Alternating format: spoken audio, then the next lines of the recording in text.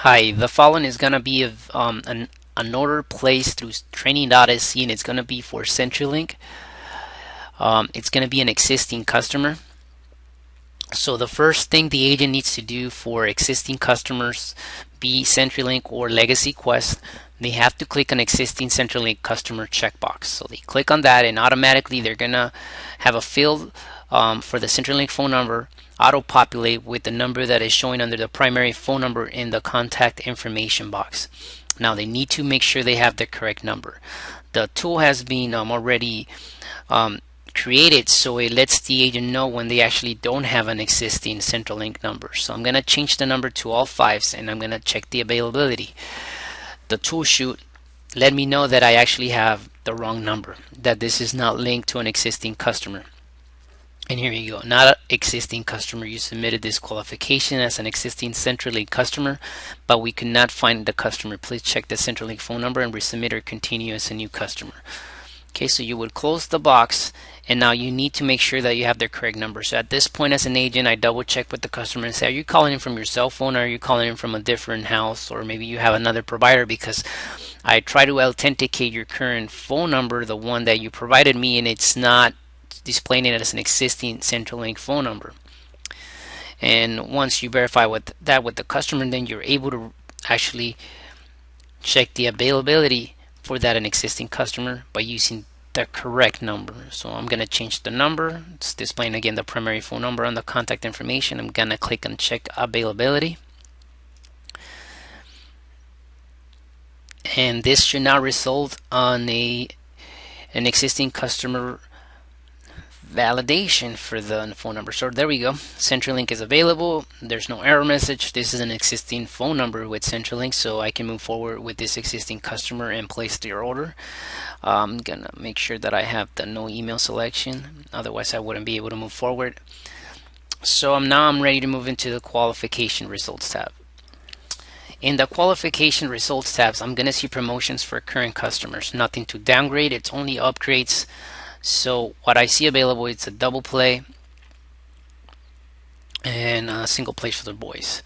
So I am not seeing any promotional prices. It's only regular prices. As you can see, promotional $59.95 per month, regular price $59.95 per month. So it's the same, there's no difference. I'm gonna select a double play. This does have a disclaimer, and this is information that the agent needs to communicate to the customer. And also has the features tab in case the customer has any questions. And also it has more information. It's the same disclaimer, locked in offer applies only to the monthly recurring charges. So this information has to be communicated to the customers. I'm going to close it, and I'm going to go into the customized products, which is the customization tab. And once I'm in the customizations tab, there have the options for pricing. There's only one option, the $59.95 per month. There's no activation fee, and the contract details say contract termination fee $0, no early termination fee. So it's for 5 years.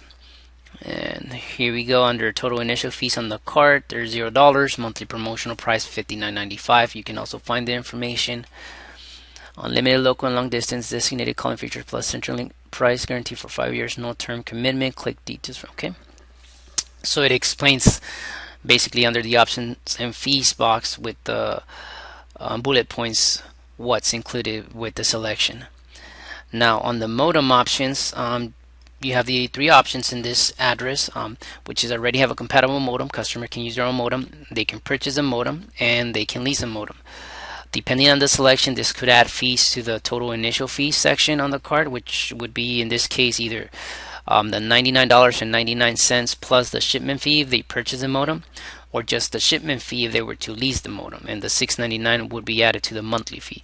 Or in this case, I could select to use my own modem and it doesn't add any fees. This selection is not available in all locations when an existing customer is placing an order or a new customer, because it depends on the speed. So if it requires a customer to purchase a modem from CenturyLink or lease it, then they would only have that option. In this case, I can still use my own modem because it is compatible with the speed that's being offered. Under the optional services, We have the installation options, either $59.99 that would be added to the total initial fees, or it would be the self-installation kit, which I would rather do and not pay the $60. So I'm going to do a self-installation kit. This means that they're going to ship me the installation kit. It says that it's $0 for the shipment. Nothing's being added to my total initial fees. Optional accessories. Here we see the CenturyLink at Ease protects your service. You can either do the Ease Standard or Ease Advanced. These are optional, $9.99 and $14.99 per month. If you want to speak to the customer what this actually entails, you can just click on the I next to it. It's going to pop up with information that the agent can use to explain the service. It's basically, for example, online backup, security, and support services. It does provide you with Norton antivirus. So it's mostly for people that want to make sure they have secure internet service for their computer, that if anything goes wrong, they're always protected and that they can back up the files. So this usually works and can be offered with customers that aren't that familiar with the internet. So that's an optional service that you can add to an order.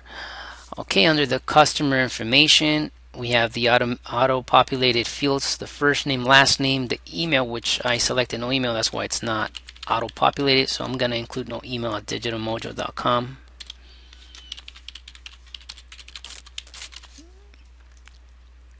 And then my contact phone number, service phone number has been already auto-populated. I'm going to verify this with my last four of the social security number. So it's going to be, this is the test social. Shipping address, I am receiving the installation kit. Here you either update the information to where the customer wants to receive the shipment, or you can just leave it as is if the customer is okay with receiving the shipment at the service address. Additional information, the date of birth. You select the date, the social security number, and the requested due date. Should always be the 5th date from the day the order is being placed. 1, 2, 3. So weekends don't count. The 4th day is Monday. It has to be the 1st of October. So I'm going to move to October and select the 1st. Then you're ready to prepare the order. If it's an existing customer, you didn't run a credit check, so you're not running a credit check on existing customers, only on new customers. So now we're on the review and submit tab. Here we have the customer's billing information, their name, their address, the service phone, the contact phone number. This is not the number they're getting from CenturyLink or their existing phone number. Email address, the promo price, the regular price if applicable, initial one-time fees if applicable. So at this point you're ready to submit the order, and you will click on submit. You should have read all the required disclaimers at this point, and the order has been confirmed. Your order confirmation number is provided up here, and then if your requested due date cannot be met, CenturyLink will contact you to schedule. It says the CenturyLink work order number is unassigned. So the work order number has been unassigned. They have not provided an actual installation date. It has not been yet confirmed. This means that CenturyLink will contact the customer within the next 2 days. They're going to try that via email. So the email that was provided in the order is very important to include an email in case this happens, or they would try by phone as well. So if they don't reach the customer within those days, it doesn't mean that the order is not going to go through. It just means that the appointment date that they requested might not actually be the actual appointment date if they're not able to reach the customer within the next 2 days. But if they reach them within the next 2 days, the probability of that being the appointment date rises, and it most likely will be. So at this point the order is completed. The agent would just have to disposition the call, and we are done with this existing order for a CenturyLink customer.